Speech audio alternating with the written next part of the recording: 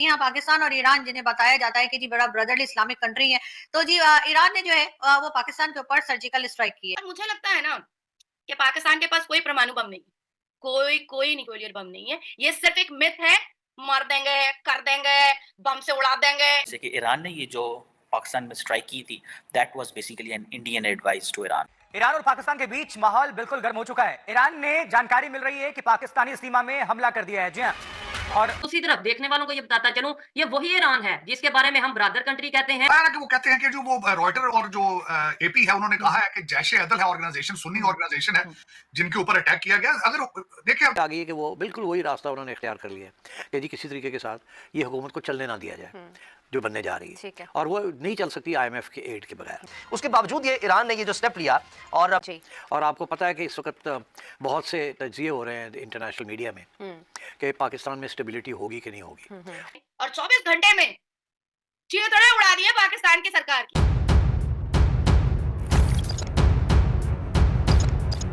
तो नमस्कार दोस्तों, जय हिंद। स्वागत है आपका पाकिस्तानी मीडिया जुड़ी एक और फ्रेश और मज़ेदार वीडियो में। दोस्तों, एक महीने पहले ही ईरान और पाकिस्तान के बीच हवाई हमलों की खबर आई थी। इसके बाद ईरान ने पाकिस्तान में घुसकर आतंकवादियों को मार गिराया था। ईरान के सैनिकों ने पाकिस्तान में घुसकर कई आतंकवादियों को मार गिराया है।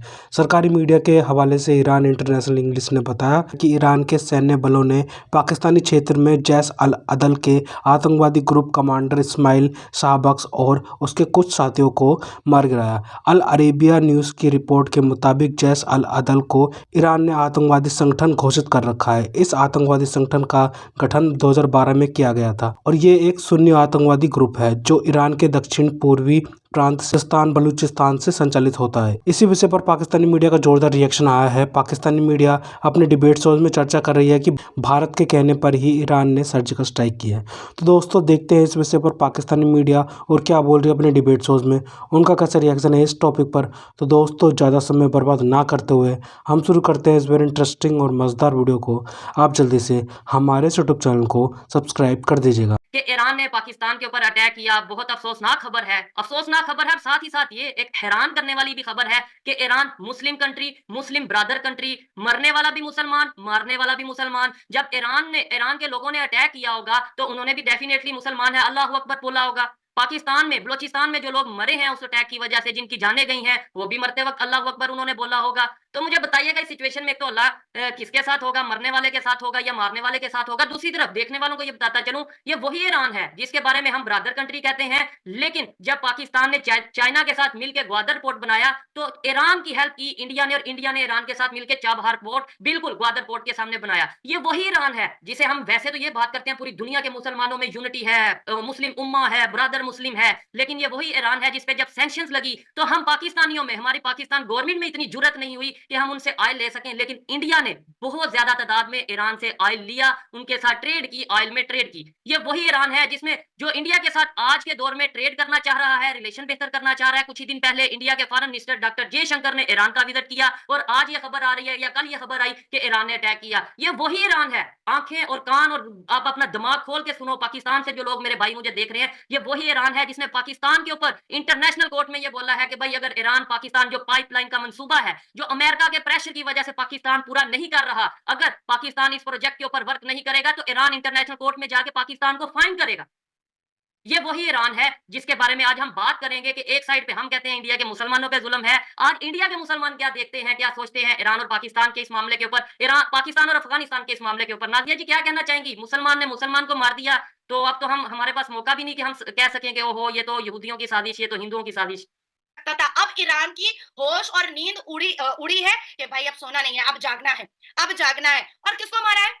जैश अल अदल को, ड्रोन, मिसाइल, और 24 घंटे में चीथड़े उड़ा दिए पाकिस्तान की सरकार की, चीथड़े उड़ा दिए, सोचने पर मजबूर कर दिया है भैया। और मुझे लगता है ना कि पाकिस्तान के पास कोई परमाणु बम नहीं, कोई न्यूक्लियर बम नहीं है। ये सिर्फ एक मिथ है, मार देंगे, कर देंगे, बम से उड़ा देंगे, ये सिर्फ एक मिथ है, इसके अलावा कुछ भी नहीं है। और दूसरी तरफ एक बात सही तरीके से वाज़ा हो चुकी है कि पाकिस्तान एक ऐसा देश है जहां पर आतंकियों को पनाह दी जाती है, पनाह दी जाती है। क्या कर रहा था जैश अल अदल पूरे परिवार के साथ?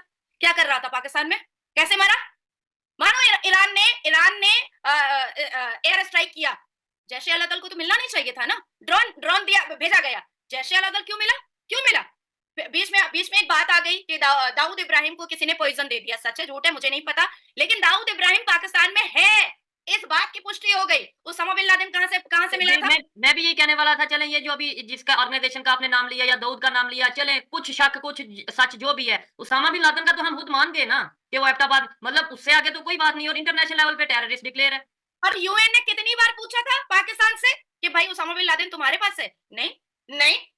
और देखो अमेरिका ने कितनी खूबसूरती से लाइव टेलीकास्ट करके पूरी दुनिया को बता दिया कि पाकिस्तान झूठा है और पाकिस्तान की सरकार को झूठ बोलने के अलावा कुछ नहीं आता है। पाकिस्तान की ताकत कोई न्यूक्लियर बॉम्ब नहीं है, पाकिस्तान अपनी ताकत हाफिज सईद, उसामा बिन लादेन आतंकी टेररिस्ट को रख करके ही अपनी ताकत बना करके रखा हुआ है। बात हम करेंगे पाकिस्तान और ईरान की। जी हाँ, पाकिस्तान और ईरान जिन्हें बताया जाता है कि जी बड़ा ब्रदरली इस्लामिक कंट्री है, तो जी ईरान ने जो है वो पाकिस्तान के ऊपर सर्जिकल स्ट्राइक की है। जी हाँ, ये कल रात की बात है और ईरान ने जो है सर्जिकल स्ट्राइक की है और जैश अल अदल, जी हाँ, ये एक मिलिटेंट ग्रुप है बलूचिस्तान का, वहां पर अटैक किया गया है।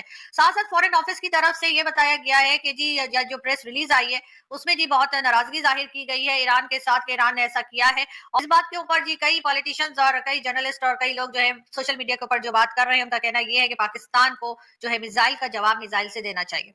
अब बात यह है कि जिस ग्रुप के ऊपर अटैक किया गया है ईरान की तरफ से, वो ग्रुप जो है कई बार ईरान में अटैक कर चुका और इसी की वजह से ईरान ने जो है इस बार अटैक किया है, क्योंकि पाकिस्तान के काबू में तो इस तरह के मिलिटेंट ग्रुप्स जो है वो नहीं आ रहे और किसी ना किसी तरीके से वो निकल जाते हैं या छोड़ दिए जाते हैं। तो बहरहाल ईरान की तरफ से ये अटैक किया गया और उसके बाद जो है ये भी कहा जा रहा है कि जी जैसे मैंने आपसे कहा कि 2 बच्चों का बताया जा रहा है कि उनकी जाने गई हैं, लेकिन साथ साथ ये भी है कि कई लोगों को ये इंतजार है कि फुल एक कंप्लीट जो स्टेटमेंट है फॉरेन ऑफिस की तरफ से वो आ जाए या आईएसपीआर की तरफ से आ जाए, इसलिए कि इस तरह की सर्जिकल स्ट्राइक जब इंडिया ने की थी या किसी भी तरफ से जब होती है तो पाकिस्तान की तरफ से असलियत को छुपाने की एक बहुत पुरानी रिवायत है और उसी को देखते हुए लगता नहीं है कि सिर्फ 2 बच्चों की जानें गई होंगी या इस किस्म के 3 लोग जख्मी हुए होंगे, इसलिए कि ईरान या कोई भी कंट्री कहीं पर भी अगर सर्जिकल स्ट्राइक करती है तो यकीनन वो उस टारगेट तक पहुंचने की पूरी कोशिश करते हैं। और जिस तरह की बताई जा रही है स्ट्राइक के, उसमें मिसाइल्स भी इस्तेमाल हुए हैं और उसके अंदर जो है वो ड्रोन का इस्तेमाल भी किया गया है। तो ऐसा तो नहीं हो सकता कि उन्होंने उनमें से यदि जो मिलिटेंट ग्रुप है वहां पे उसका किसी भी